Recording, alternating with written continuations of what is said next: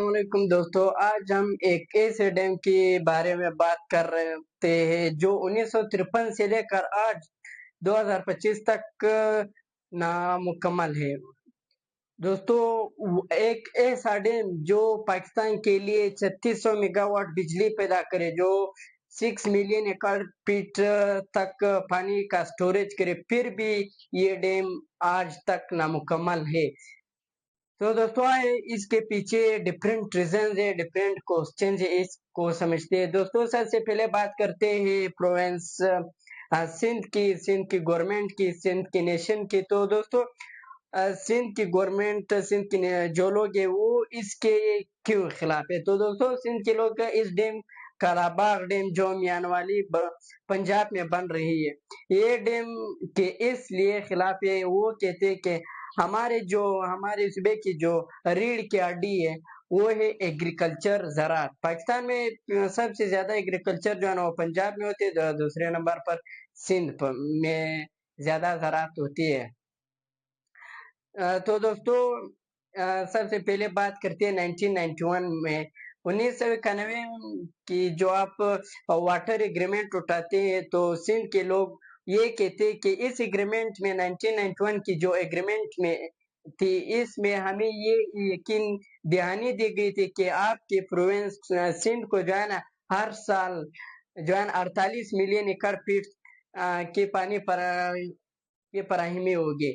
تو ہر سال سندھ کی گورنمنٹ کے سروے کے مطابق وہ کہتے ہیں کہ ہمیں 48 ملین ایکڑ کے بجائے 48 ملین ایکڑ فیٹ کے بجائے ہمیں صرف 20 سے لے کر 22 ملین ایکڑ فیٹ تک پانی مل رہا ہے، یعنی ہمیں تقریباً آلموسٹ 57% پانی کم مل رہی ہے دریائے سندھ سے۔ اگر چاہیے یہ ڈیم کالاباغ ڈیم بن جائے تو ہو سکتا ہے ہماری جو دریائے سندھ کے پانی ہے اس میں اور کمی بھی آ جائے، یعنی ہمارے ساتھ اور ناانصافی بھی ہو سکتی ہے۔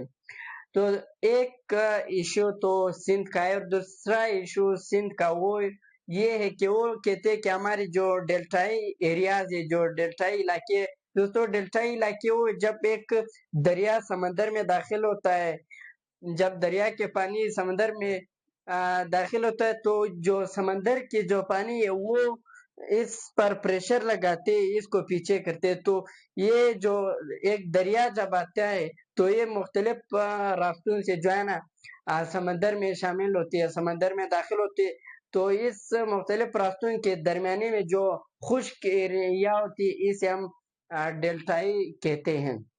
تو دوسروں، جو سندھ کے جو لوگ ہیں وہ ماہی گیری بھی کرتے ہیں، اور ان کا ماہی گیری بھی اس سے متاثر ہو سکتے۔ اور دوسرا بات کرتے ہیں کہ پی کے لوگ بھی اس کالاباغ کے کافی خلاف ہے۔ وہ اس لیے کہ وہ کہتے ہیں کہ 1929 میں جو ارتھ کوئکس ہوئی، تو جب دریائے سندھ کے پانی کا راستہ روکا گیا تو اس سے کپکی کے ایک ڈسٹرکٹ نوشیرہ کے کافی علاقے سیلاب کے زد میں آ گئے۔ اگرچہ یہ جو کالاباغ ہے اگر یہ بن جائے تو دریا سندھ میں پانی کی سطح اوپر ہو سکتی ہے، اور اس سے ہمارے ڈسٹرکٹ نوشیرہ ڈوب ہو سکتی ہے۔ تو دوستو، یہ ریزنز جس کی وجہ سے یہ ڈیم آج تک نامکمل ہے، اور پنجاب یعنی اسپیشلی وفاقی حکومت اس کو بنانا چاہتے، وہ اس لیے وہ کہتے کہ اگر ہمارے پاس آج کالاباغ ہوتی تو ہم ہر سال زیادہ بارشوں کی وجہ سے ان سیلابوں کا سامنا نہیں کرتے تھے۔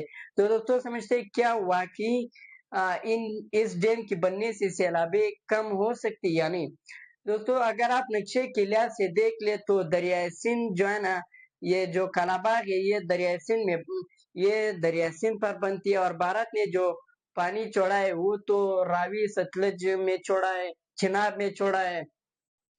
تو پھر اس کالاباغ کے بننے سے دریا راوی، ستلج اور بیاس، ان کی جو پانی ان کو کیسے روک سکتے؟ تو دوستو، ان کو موڑ کر کے اس ڈیم میں داخل کر سکتے ہیں، تو جسے ہم بیرج کہتے ہیں۔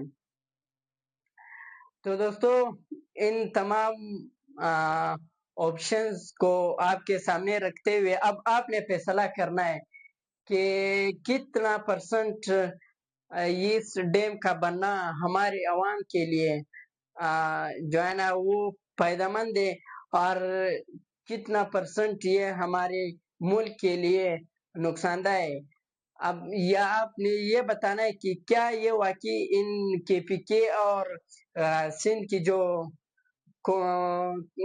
لوگ ہیں ان کے لیے واقعی یہ ڈیم جو ہے نا وہ نقصان دہ ہے، یا یہ صرف ریجنل پولیٹکس کو اسٹرانگ کرنے کے لیے یہ سب کچھ کر رہے ہیں؟ آپ نے یہ جواب ضرور کمنٹ میں بتانا ہے۔ فی الحال